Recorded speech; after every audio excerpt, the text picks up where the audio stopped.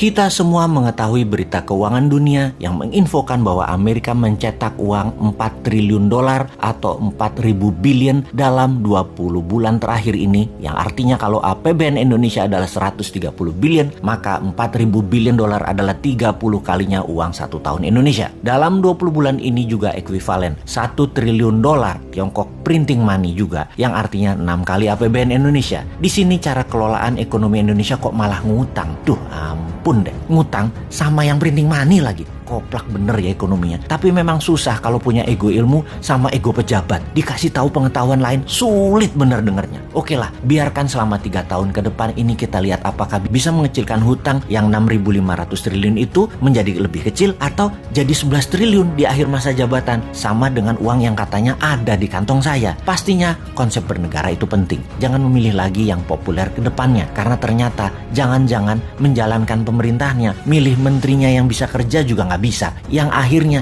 dia lagi yang ditunjuk untuk menyelesaikan proyek mercusuarnya. Coba lihat dengan seksama siapa yang bisa bertanding di tahun 2024. Semuanya dirinci. Bisakah membuat rupiah ke 10.000 terhadap dolar? Bisakah membangun tanpa pinjaman IMF dan pinjaman Tiongkok? Bisakah membuat Indonesia menjadi raja ASEAN di tahun 2035? Bisakah mensejajarkan Indonesia dengan Tiongkok dan Amerika di tahun 2045? Apa konsep ekonominya? Apa konsep pertahanan wilayahnya? Pasti nggak ada. Sebutkan 3 gubernur yang populer saat ini di survei terdepan. Mampu nggak dia? Coba tanya incumbent yang saat ini jadi menteri, yang beberapanya cukup genit untuk menari di tahun 2024. Sekarang ngapain aja mereka? Lalu di tahun 2024 nanti mereka ngapain?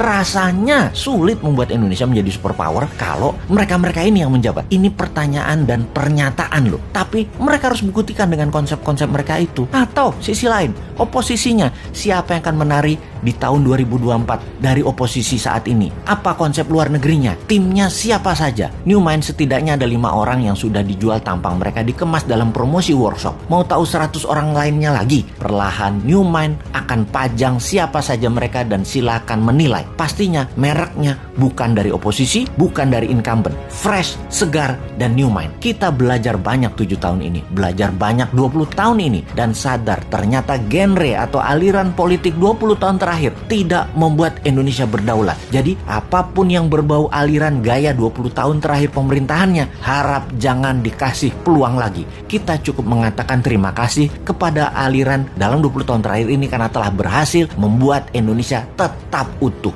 Yang terakhir hampir membelah 2 bangsa ini hingga retak-retak, tapi nggak apa-apa. Nanti kita benahi. Nanti sama New Mind semua kembali utuh. Yang minoritas miring ke kiri ke incumbent dan yang minoritas miring ke kanan ke oposisi, kita benahi. Ini keduanya sebenarnya minoritas. Dan sahabat semua tidak perlu menjelaskan mana minoritas kiri, mana yang kanan tersebut yang sangat berisik tersebut. Nanti damai aja sama New Mind. Happy semua. Kalau tax amnesty dijalankan sama incumbent, caranya aneh saat ini dan tidak akan membuat uang di luar balik. Mungkin karena pejabatnya orang pintar makan sekolahan semua, bukan orang dagang. Dan kalau prinsip dagang kan win-win. Negara untung dan pemilik dana juga untung. Nanti kalau New Mind yang jadi, yang 11.000 triliun itu masuk sendiri tanpa dipaksa, tanpa disuruh-suruh, dan tanpa ditekan. Kalau yang sekarang negara doang yang mau untung. Secara teori di sekolah memang begitu. Kuat di konsep dan kuat di kertas. Di prakteknya ditinggal, dilepeh. Nanti New Mind masukkan dolar milik swasta ke tanah air